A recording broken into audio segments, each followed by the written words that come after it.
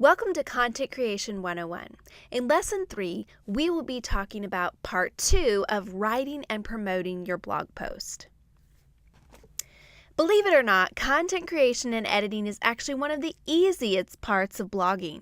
If you've ever used Microsoft Word or Google Docs, you can absolutely create and edit a post in WordPress, and it probably won't be too much of a learning curve. Hopefully this encourages you to know that you can do this. You don't have to have a ton of technical know-how or experience to be able to create and publish a blog post. But when it comes to creating engaging online content, there's a little more to it than just slapping text into a post box and hitting the publish button. Creating a successful blog that's full of content that will bring readers back again and again takes insight, intention, and strategy. So in this lesson, we're going to cover some of the most important aspects that professional bloggers look at when it comes to creating engaging content for their readers.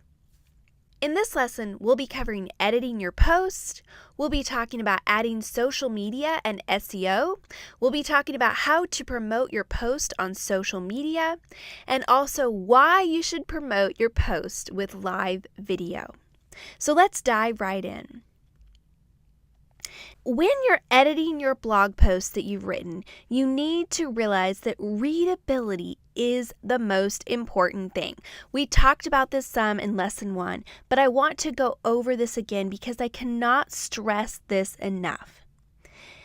We talked about what makes a great blog post in Lesson 1. However, all of that information can be summed up in one word: readability. And what I mean by this is the ease of which an article or post is read and digested by the reader.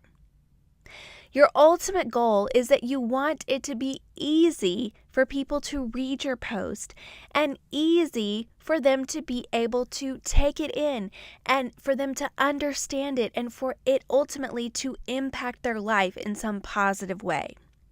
So the two main reasons that readability is important is because the easier the post is to read, the more likely they are to read all the way through.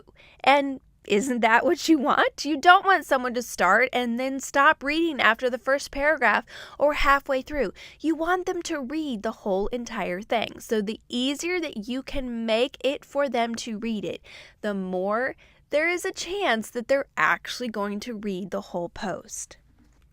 Readability is also important because Google cares about it. Yes, when you are careful and intentional with how you set up your blog post, it can help your SEO, which is your search engine optimization, which means that when people search for a particular topic, your post is going to come up higher in the search results if you have optimized it for search engines. Now, I always say that you focus on your readers first. They are your priority. Google is not your priority. But if you can do some great things to make it easier for your readers to read it, which also helps Google to like it and bring it up higher in the search engines, well, that's a huge win-win. So the better the readability, the better the content ranks. When you go to the lesson in the course portal, we dive deeper into this and talk about how to set up your post to make it easier to read. But I want to go over a few things in this video to help you out. So how you set up your post is really important. Now, I want to give you a post outline, but I want to remind you, as always, this is just a sample. Please do not feel like this is a cut and dry thing where every single post that you do needs to look exactly like this. This is just an example to help you as you are thinking of how you are going to set up your post. This is a good outline that could give you some ideas to work from. First off, you're going to want to have a good post title. If possible, you want your title to include keywords in it. And by keywords, I mean words that people are going to be searching for on Google that are going to pull up this particular post. For instance, one of my posts that gets a lot of traffic from search engines is my honest review of Stitch Fix. So I have titled that post, "My Completely Honest Experience with Stitch Fix." Do you hear the keywords in that? I could have just titled it something like, Here's what I thought of Stitch Fix. But that doesn't tell people that this is my completely honest review or honest experience with it. I could have also titled it something like, My Thoughts on Stitch Fix. But again, it doesn't have those keywords of completely honest and experience in Stitch Fix, which tells the search engine that this is an honest review of Stitch Fix, and that's what people are searching for. So when you choose your post title, make sure that it has those keywords in it to help Google and to help your readers know what you are going to be talking about in this post. Now, I don't always perfectly follow this. Sometimes I write catchy titles that are only for my actual audience. I might say some really exciting news. That doesn't do anything for Google. A lot of times those will be things that it's not evergreen content. It's not things that people are going to be searching for. It's just something specifically for my readers. And I think it's totally okay to do that sometimes. But whenever possible, it is important to consider keywords and have them in your title. It's also important that you have a great introductory paragraph. In this paragraph, you want to tell people what you're going to be covering in this post, and you want to include those keywords again because Google really pays attention to what the first few sentences are in your post. You're going to tell Google, as well as your readers, what you're talking about in this post. Then you can include a header for section 1. You can then put text underneath that section 1 header, and then a section 2 header and text underneath that, and so on and so forth. And then at the end, I encourage you to have a call to action or some form of way to engage your audience. So you're going to ask them a question. You're going to encourage them to sign up for something. You're going to encourage them to engage with you in some way, either by clicking on a link and purchasing something, clicking on a link and signing up for something, or asking them to respond in some way in the comments. This is just great to tell them what you want them to do as a result of this post. You might think that it would be really obvious, but a lot of times people don't know unless you make it extremely obvious and you spell it out for them. Now, again, you don't have to follow this outline completely, but this might just help you as you're thinking about how you're going to set up your post. This is kind of what I use for every single post that I do. I change it up a little bit, but you always want to have that great post title, that great introductory paragraph, some headers, some sections of text, and then that call to action. In the course handbook, I dive deeper into how to write a great introductory paragraph and how to not overdo it when it comes to keywords and SEO. So you're going to want to make sure and check out the handbook in order to read that. Okay, so we talked about the importance of making your post highly readable. We also talked about the importance of SEO and keywords in your post. Now I want to stress that you also need to pay attention to your grammar and your spelling. I am not saying that you need to become a grammar nerd. I am not saying that you have to have perfect grammar. Trust me, I do not. But I want you to recognize that this is important. And so I highly recommend that you edit your final post draft for grammar and spelling, because poor grammar and spelling can really be a turnoff to many people. And if you're not spelling words correctly, it's going to hurt your rankings on Google, because if your keywords aren't spelled correctly, people are probably not going to find it, because most people hopefully are going to be spelling things correctly when they're searching for it. So I encourage you to check out a site called Grammarly. There is a link in the course workbook for it. It's a great option for a quick and easy grammar check for your post. And another thing that you also could consider if you struggle with grammar and spelling is to draft your post in Google Docs or Word first before adding it to WordPress, because they have the grammar checkers and the spell checkers that will highlight things in red. They'll have the squiggly red underline to tell you that your grammar's not accurate here or you've misspelled something. And that can just be an extra little way to check to make sure that you have your grammar and spelling hopefully in pretty good condition before you post something. Now, don't freak out about this. Don't feel like you have to have it perfect again. but it is something that it's important, and I always think it's good to strive for excellence. So let's talk about promoting your content on social media. I know that a lot of people are kind of scared off by social media, but I want you to know that it is one of the most effective and free ways to be able to promote your content to the masses. So I think it's important that you at least choose one form of social media that you will promote your post on. So let's talk about promoting your content on social media. I know that a lot of people are scared off by social media, but I want to just stress to you that social media is one of the easiest and the most effective ways to promote your post to the masses, and it's free. So when you're promoting your content on social media, you don't have to choose all the forms of social media, but choose at least one. And here are some things that I want you to pay attention to. Your teaser text is really important. This is the text that's going to tease your post either on Instagram or on Pinterest or on Facebook. It's what's going to capture people's attention next to the image to help them know, am I interested in this or not? If your teaser text is really bland and boring, there's a good chance that they aren't going to pay attention. But if you have great teaser text that really intrigues people, there is a very good possibility that they're going to end up clicking through just because you have intrigued them.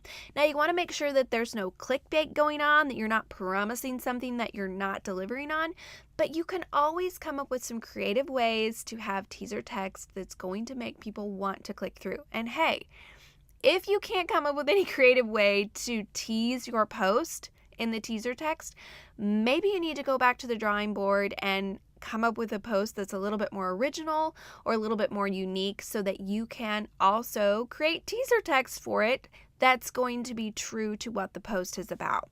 In the course handbook, there are some examples of teaser text that we have used that just gives you an idea of what might work. Remember, do what works for you, experiment, try different things. We're always changing it up. We're always trying new things, but don't ever just promote every single post with the title of the post or no teaser text at all. Keep experimenting, keep it fresh, keep it unique, keep trying new things, and know that not every single teaser text is going to be a kind of home run sort of thing. But if you keep experimenting, if you try fresh new angles and ways to promote stuff, you are going to hit on some things that are going to be home runs for you when it comes to teaser text. In the course handbook, we have some great tips on Facebook teaser text as well as Pinterest teaser text. We have tried a lot of different things, and these are just our top tips for what is working right now. Some of them might surprise you. They surprise us. Stuff that I think would work really well doesn't work really well on Pinterest right now. And so find out what works, and I hope that the examples that we've given you will give you some things to think about to figure out what works best for you and the types of blog posts that you write. Another thing that I want to encourage you to consider doing is to regularly rotate your evergreen content. And what I mean by this is that if you've written a post that is evergreen, as in it's a great post for year round, or it's a post that it's not time sensitive. It's not about a deal or something that is a short-lived sort of thing. It's a post about, for instance, I talked about my review of Stitch Fix. That's an evergreen sort of thing. People are always interested in Stitch Fix. So I can promote that post once a quarter or every few months on Facebook and on Pinterest, and it's going to get in front of a lot of new eyeballs, and a lot of people wouldn't have seen it before, and so I'm going to be able to share it again and again and again. Obviously, you're not going to want to share it every single week, but if it's a post that is done well for you, consider regularly sharing it on your social media platforms, because this will not only help get more people to that post, but it will give you a little bit more return on your investment of time that you put into actually writing that post. Plus, I find that sometimes the first time I share a post on social media, it doesn't do that great. And then something about 4 months later when I share it, it'll do really well. It just seems like sometimes Facebook decides to show it to more people, or maybe it's the time of year that people are more excited about it or something. So regularly rotate your best evergreen content and you'll be able to just get a little bit more life out of it and get more people to be seeing those great posts that you've written. In the course handbook, I talk more about how we've created a spreadsheet for this and how we do this and how it's worked well for us. In the course handbook, I talk about how we keep a spreadsheet of our most popular evergreen posts, and that's what we use to track what's working and to track what we're sharing on a regular basis with our audience. I also encourage you to think about when would be the most opportune time to share those evergreen posts. So for instance, you're not going to want to share Valentine's things, when it's October, but we have different seasonal spreadsheets as well. So things that are going to do well in summer, things that are going to do well in fall, things that are going to do well in winter. We have them on seasonal spreadsheets. And then when the seasons change, we open up that seasonal spreadsheet and start sharing the winter things. And then we switch to the spring things when it becomes springtime. And that helps so that we're not sharing content that's currently not very seasonal, but that we don't forget to share the seasonal content when it's the most opportune time to share it. When it comes to social media, I also just want to reiterate that not every platform is created equal. And so know your social media platforms and remember that sharing things in different ways will work better on certain social media platforms. So in the course handbook, I talk about Pinterest and Facebook and Twitter and Instagram and the best ways to share on those specific social media platforms. Finally, one thing that I don't see a lot of people doing that I think is so effective is to use live video to promote your blog post. You guys, live video has been one of the most strategic ways that we have been converting people, not only to sign up for things, to make purchases, but just to click through and read posts. People who follow my live videos are a much more engaged audience, and they are people who really care about what I have to share. So it's such a personal way to connect, and when you talk about it in your voice with your face on camera, people are so much more apt to want to click over and read that post. Now, some tips for live video. Hold the camera up. Do not have your camera appear as if you are looking down. Have it above your eyes or at eye level. Also, be interesting and expressive. Use hand motions, be excited, and use a little more energy than you normally would. This might feel like you are overdoing it or being inauthentic, but it will translate well on camera and it will make you feel more excited and engaging. Also, like we talked about teaser text, have a catchy headline for your videos. For instance, instead of saying something like, "Good ideas to make your day better," say, "I always do these 3 things every day and you should too." That is going to cause people to kind of be like, "What? What does she do every day? What should I be doing? I better check this out." And so make it interesting and intriguing and catchy, and that is what is going to get people to be more apt to actually pay attention and watch your video. Know your open and your close for your videos, especially when you're starting out. Before you get on live video, have a simple outline for how you're going to open your video and what you're going to say in the middle section of the video and how you're going to close your video. This does not have to be super detailed, but I think it's very important, especially in the beginning, that you get on with confidence, that you don't just sit around and wait for people to show up, that you know your lines, that you start in with confidence, and that you close with confidence, that you know the call of action that you are asking people to take after they have watched your video. And for your blog post, it's just going to be sure to click on the link in my header and go read my blog post for more information. And remember that practice makes perfect, or at least practice makes progress. Because let's face it, it's probably never going to be perfect, especially when it comes to live video.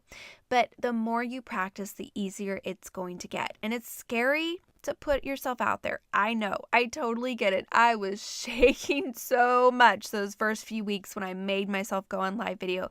But now I love it. And it's become so much easier for me because I've just made myself continue to show up and do it day after day after day. So, in lesson 3, we talked about editing your blog post. We talked about adding social media and SEO to your post. We talked about how to promote your post on social media. And we also talked about how you need different approaches for promotion on different types of social media. There's so much more content from this lesson. There's so much more content for this lesson in your course handbook, so you will want to make sure to read that, click on the links, check out what we have there to help you so that you can become a rock star in writing and editing your blog post. In lesson 4, we're going to be talking about how to create an effective editorial calendar. We'll also talk about determining which system works best for you when it comes to an editorial calendar and a blogging calendar and blogging plans. We'll also talk about including variety in your post. We'll discuss Google Analytics, which is so important when it comes to blogging, and then planning ahead for trends and seasonal topics. So I can't wait to see you there in lesson 4.